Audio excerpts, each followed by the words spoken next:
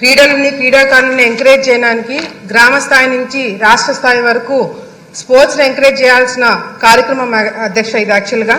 కానీ ఆడుదాం ఆంధ్ర అనే పేరుతో ఆంధ్రాతోనే ఆడుకున్నారు అధ్యక్ష.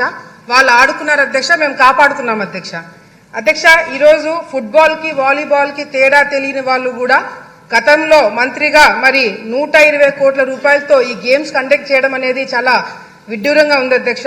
ఎందుకంటే అధ్యక్ష, వాళ్ళు ఎక్కడ కూడా క్రీడాకారులను ఎంకరేజ్ చేసినట్టు కానీ పలానా క్రీడలో పలానా ప్లేయర్ ఫోకస్ అయినట్టుగా కానీ ఎక్కడ మనకు కనిపించలేదు అధ్యక్ష. ఎంతసేపు వైసీపీకి సంబంధించిన మంత్రులు వాళ్ళే ఆడినారు అధ్యక్ష, వాళ్ళే కింద పడ్డారు అధ్యక్ష, వాళ్ళే డాన్స్లు వేసినారు అధ్యక్ష. అంతేగాని క్రీడాకారులను ఎంకరేజ్ చేసినట్టుగా కూడా ఎక్కడ కూడా ఎవరు ఫోకస్ కాలేదు అధ్యక్ష. అధ్యక్ష, మిగతా స్కామ్లకి ఈ స్కామ్కి తేడా ఏంటంటే అధ్యక్ష, మిగతా స్కామ్లకి మనము ప్రజల్ని మోటివేట్ చేసి వాళ్ళని జరిగిన కార్యక్రమాలు వాళ్ళకి ప్రెస్ మీట్ల ద్వారానో ఇంకొక ప్రోగ్రాంల ద్వారా వాళ్ళకి చెప్పాల్సిన అవసరం ఉండింది అధ్యక్ష.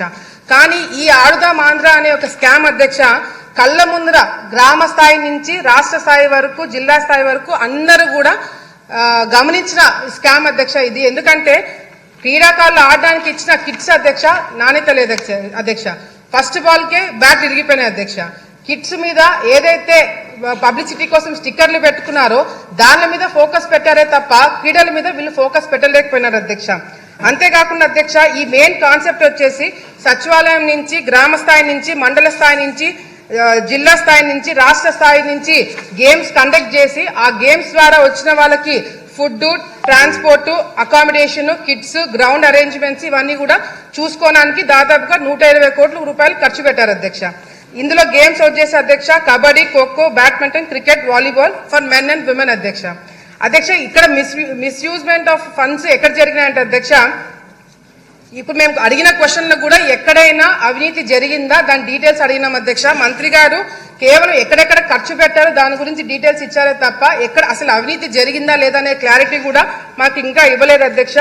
మిస్యూజ్మెంట్ ఆఫ్ ఫండ్స్ ఎక్కడ జరిగినాయంటే అధ్యక్ష, ఫేక్ వాలంటీర్ల ద్వారా ఫేక్ ఆధార్ కార్డులు తీసుకొని రిజిస్ట్రేషన్స్ చేయించుకోవడం జరిగింది అధ్యక్ష.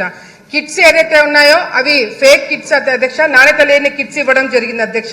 పబ్లిసిటీ కోసము 35 కోట్ల రూపాయలు ఖర్చు పెట్టారు అధ్యక్ష. కేవలం ఈ స్టిక్కర్లకి అదే విధంగా సోషల్ మీడియాకి హోర్డింగ్స్ కి 35 కోట్ల రూపాయలు ఖర్చు పెట్టడం జరిగింది అధ్యక్ష. విన్ అయిన వాళ్ళకి అధ్యక్ష, ఎవరైతే గెలిచారో first prize, second prize, third prize వాళ్ళకి డబ్బులు ఇస్తామని 12 కోట్ల రూపాయలు ఖర్చు పెట్టారని చెప్పారు అధ్యక్ష. వాళ్ళకి ఇంకా అకౌంట్లలో చాలా మందికి డబ్బులు పడలేదు అధ్యక్ష ఇంతవరకు కూడా.